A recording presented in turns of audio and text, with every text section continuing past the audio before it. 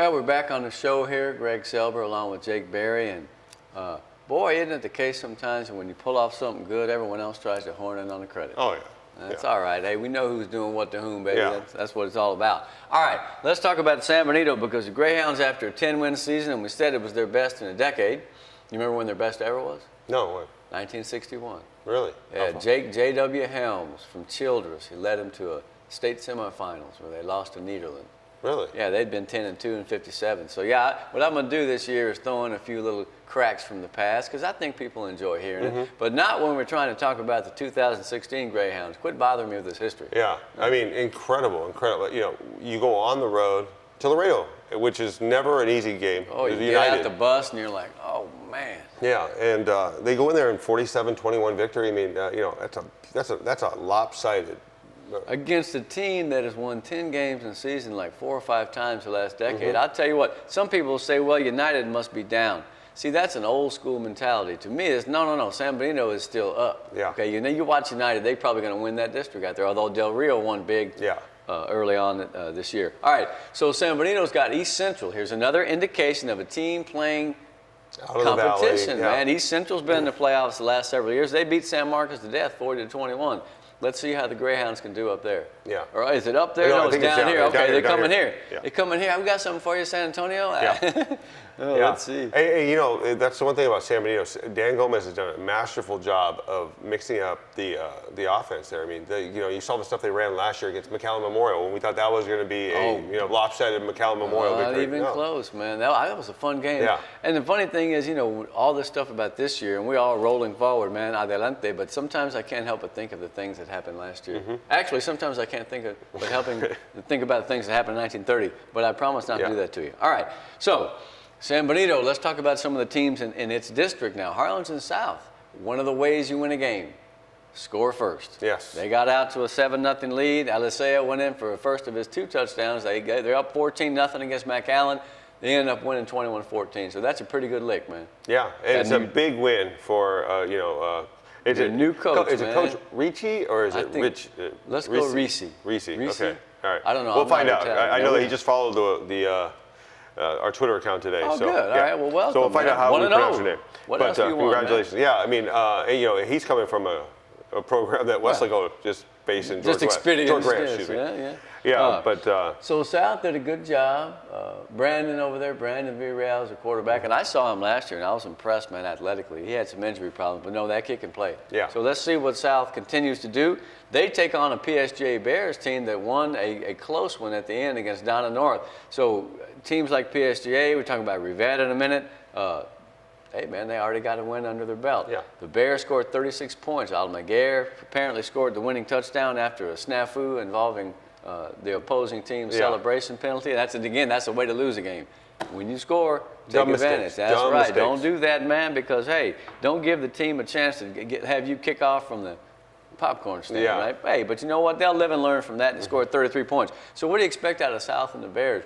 Maybe we're looking for these teams this year that are going to be the surprises, right? Maybe it's South. I mean, they got a good lineage over there, I'm telling you, man. They really do. And when they're playing well, they get some fan support as well, man. Same with the Bears. Yeah, and the Bears, you know, you have to remember when Steve Monokine took over, you know, they won. You know, and weren't they 1-9 before he took over? Yeah. Remember? Or 0-10? Yeah, 0-10. Yeah, 0-10. Yeah. Yeah, but you know, he can win. Give him talent, he'll win. You know, and anybody that tells you that, you know, it's about coaching, it's about talent. You need that. Yeah, you need the talent. They got some young kids who can play, but I was always impressed with Monokine's ability to get the kids to buy in and invest. You know, they had a down year. They tucking that off, and they 1-0. And for all the kids know is that they're 1-0. They're not making these comparisons like we do about, well, back in 19. They're just playing football, man. So it's Monday. It's time to get to work. They 1-0, and they're going to play South, and that's a pretty tough ball game, I suppose. But, you know, neither team has built the type of confidence that can win a district title yet. Yeah. It's only week 2 coming up. All right. So McAllen now off of that loss and 21-14, they take on PSJ Memorial. And if you told me that you thought the surprise of the week was Lincoln beating PSJ Memorial 35-7, I would probably shake your hand because that is a big surprise. Yeah, I mean by that margin, because we knew Juarez Lincoln. They made the playoffs last year. And they had a sophomore laden team last year, junior laden team this year. You know, but you know, what they did was incredible because, you know, you never really see a Mike Uribe defensive team, you know. Get beat like that, Yeah. man. Hey, let me tell you the name of the week: Levon Pequeno. Levon, remember little Elton John? Everyone bring back the '70s. You know Barrios, you know Andrew Rodriguez. You had to throw that in. Yeah, Levon yeah. Pequeno, big boy, can play tight end, fullback, whatever. Man, Yeah. he can block. Lincoln's got some weapons, man. Yeah. 35-7. That's not a good start for PSG yeah. Memorial. Yeah, and you know, it gets a little bit easier, or not easier for them. I don't want to say easier. They play Rio Hondo, who in the past has played Wires Lincoln pretty tough. Yeah, they have, and they beat them one year. I believe 21-19. Yeah, and then the other year they went for 2 and lost. You know, so. But it's a good matchup for Lincoln, man, because you have a chance of being 2-0. I ain't gonna say they are definitely gonna be 2-0. The more momentum you can build up heading into district, the better. This is a good test, man. You know, Rio Hondo, of course, they didn't get through, but they played another tough team. Yeah, Sinton's tough. You know, lost to them 34-14. So you know, it's a tough game for them because you know Sinton is somebody they're gonna see later on. Man, let me tell you, back in the day, Sinton used to be the team that would kill us in the playoffs in the 50s. They beat Weslaco a few times. I mean, they've always lain in wait for the Valley. In the old days, it was Woodsboro. Really? The Woodsboro Eagles, it was Class B. They used to beat the Valley teams like Lyford in basketball like a drum, unfortunately. Anyway, Rio Hondo Sinton, hey, this is going to be not an easier game, but just another opportunity for Rio Hondo to get on the board. It's a heck of a matchup versus Lincoln. And I got to tell you, man, Lincoln, that 35-7 result, that surprised me. Not because I don't believe in that team, but that's just very impressive, man. Yeah. All right. So let's stay in that 36A, which Lincoln is hoping to compete in. Yeah. Memorial and East. Wow. Yeah. E, sir. Yeah. And Memorial, you know, we thought they were going to have a really tough game with Pioneer, and for a while, you know. They did for a while. They did for a Let while. it be said, did you see Jacob Rosales get the corner? Did you see Ali Garcia go 70 yards? That was later, but I mean, he had another couple of big plays. No, Pioneer hung with them for a while, man, but I think Memorial was too big. Yeah. Yeah, but that's okay. So Memorial gets that win, and one of those guys rushed for 150 something, didn't he? Yeah. I don't remember his name. Number 5. Yeah. You know, the funny thing is Campbell Spates fumbled on his first possession. Right.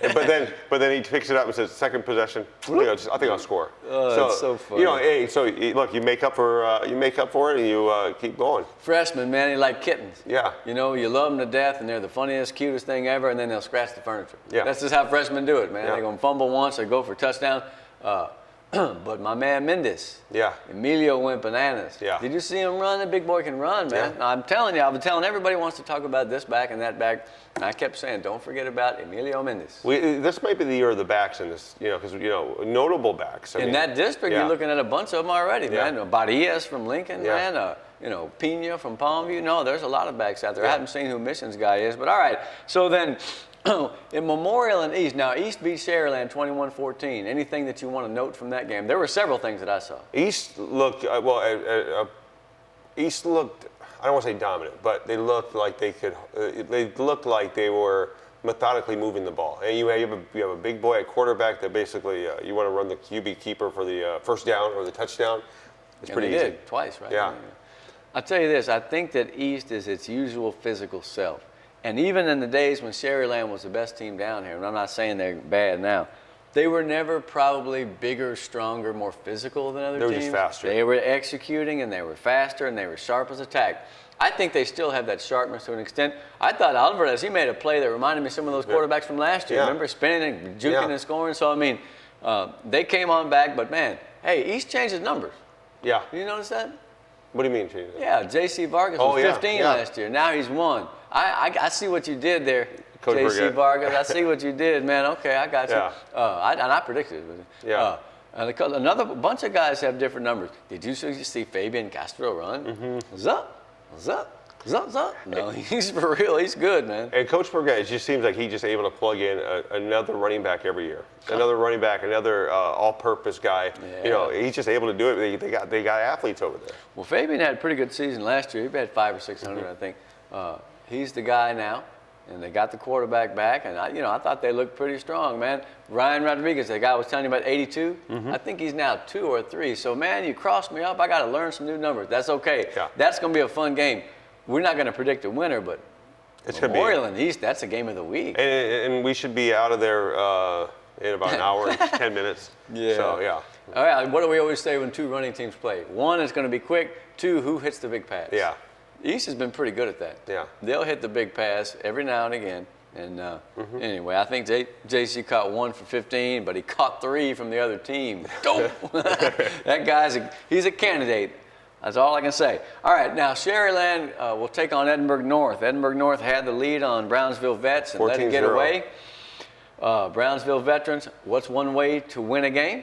Have a trick play that works. They ran a reverse. Bing, 38 yards. What's one way to let a game get away and lose? Lose a 14-0 lead. So now you got Edinburgh North coming in against Sherryland. Reminds me, remember that playoff game they played in the rain some years back when Scott Meyer was there? Yeah. Scotty Myers, yeah. remember that guy? Yeah. Scotty, we were on TV, I kept calling him Scotty Myers. I know, yeah. So, but yeah, the one thing I can tell you about Brownsville Vets is this. I talked to Coach Cantu earlier in the week, and he told me, he goes, our JB's not that bad. Like, we're able to place, we're in a position now where we can kind of put guys into position every year. It's not like the shelf's bare and, we're gonna wait till payday. I think what the bottom line here is that when your program arrives, you reload. Yeah. And you win still. When you lose a lot of guys off a pretty good team that hadn't won for too long, then it goes away. Yeah, then it hurts. And so what Cantu is saying, Coach Cantu is saying is that, hey, we're here. And we've been successful. You look at their record, 5 or 6 years, they've only had one down slog, man. They've been pretty successful every year. They've gotten that fun playoff game. Speaking of East, last year, no, that's going to be a tough muster, man. Brownsville Veterans is going to be solid in that district. Now, Edinburgh North and Sherryland, Ethan Vela, 115 yards. We've been hearing about that kid, and he had a good ball game. Scored a couple of times, went in from 34 yards. They said it was a field goal in the paper, but that's all right. We know it was a run. It's fair enough. Hey, everybody makes mistakes, myself included. We played sports, though. Indeed. So Edinburgh North and Sherryland, it's not a must-win game, but each of them start 0-1, and so, hey, You want this game. Yeah. Yeah. Yes, Nobody wants to lick their wounds after an 0-2 start. Not even close. So the Chargers, to keep on the theme here, the Chargers get Rivetta. Now, one thing I can tell you with certainty this year is that Rivetta will not duplicate last year's 0-10 season because they got it done against Porter 21-14. They had some guys come on, man. They had 280 yards rushing in that game. Yeah. I really feel that Rivetta, if they have someone that size they've had in the past and they can get those backs running, man, I mean, there's no reason why they can't be competitive in that district. Yeah, and the one thing about Rivetta is it's a Tom Chavez team. And we've seen him start slow, and get better. We've seen him start hot when he was at Hannah that one year, and he just stayed hot, And that's the thing, Tom Chavez, he can coach him up. He has been around since the world was young, and I can tell you that because I have too. But he was the first Hannah coach, right? Was he? In the early 70s, yeah. Tom Really? Chavez was the original Hannah Did not coach. know that. Yeah. And he even coached with Willie Crafts, who was the coach at Port Isabel back in '76 at another job. But yeah, Willie Crafts was a well-known rabble-rouser that played in the Canadian Football League. He's in the Hall of Fame. All right, the Valley Hall of Fame, not the Canadian Hall of Fame. So let's stay in Brownsville for a minute and let's talk about Hannah. Because I know that Hannah lost 41-14, all right, on Thursday against the But Jags are one of the better teams in the district. I think they may be, and let me tell you, man, I saw some kids for Hannah that impressed me. This Jaime Gonzalez, number 12, is a running back, man. He catches the pitch up high. It looked like Anthony Davis or Charlie White for USC, man. Hitting the hole hard and making cuts. He had 168 yards. Yeah. It wasn't that Hannah played poorly. They just did one of those things that you cannot do if you want to win. Our sub-theme, right, is what to win and what to lose. Hannah was up 3-0. A nice drive, got a field goal. By the way, their kicker's pretty tough. Okay, so they got down to the 1-yard line against Economedes over at Richard R. Florida Stadium. And what happened? The north end zone jinx again from last year. They fumbled at the 1. Boxer Gomez, who by my money is one of the best defensive ends in the Valley from Economedes, looks like he's a Marine or something, he's huge. He got the fumble. The Jags go 99 yards for a touchdown. It took him 8 plays to do it. Michael Medellin, remember that name? He's a track man. The dude can fucking, he can go to the house. Sorry. I think, did you hear that? Yeah. Freaking go to the house. Are you freaking kidding me? Are you freaking serious? Sorry. But Michael's fast. He had 2 long runs, and so did the fullback, Alan Arredondo.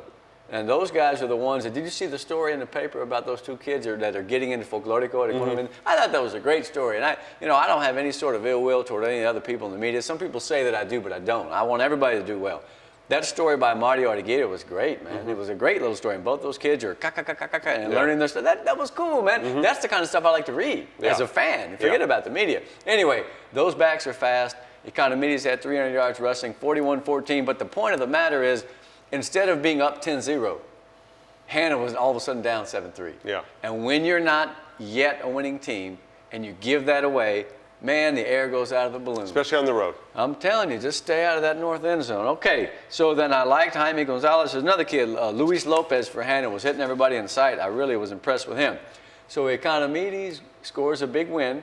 Roger Barrientos, the new quarterback, ran the show very well. They only called him to throw one time. That will change. That will change. They had two kids named Alviso that came on for that team. One is a long, skinny, rangy-looking safety, and he had 10 tackles. He had a great game. And then a linebacker, Orlando, 55. This guy made 6 tackles in the first quarter and a half, man. In other words, the Jags are the type of team now that they're a winning program, and they expect to get that fumble, and they expect to have guys come on and play well. Whereas Hannah, I'm not, making a qualitative value judgment. I'm just saying that when you've been in the playoffs, you get back to the playoffs probably. And when you haven't been in, it's like trying to get a job, right? Yeah.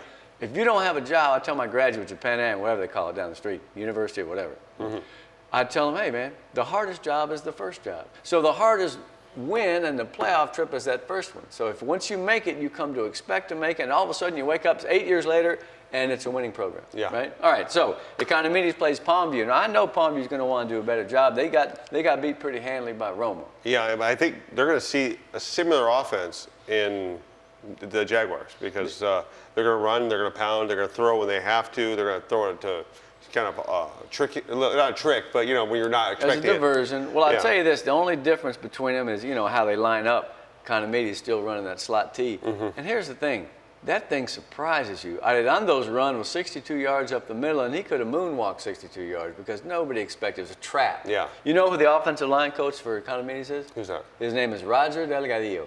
He was one of the best linemen in the history of the Valley. He played at Port Isabel.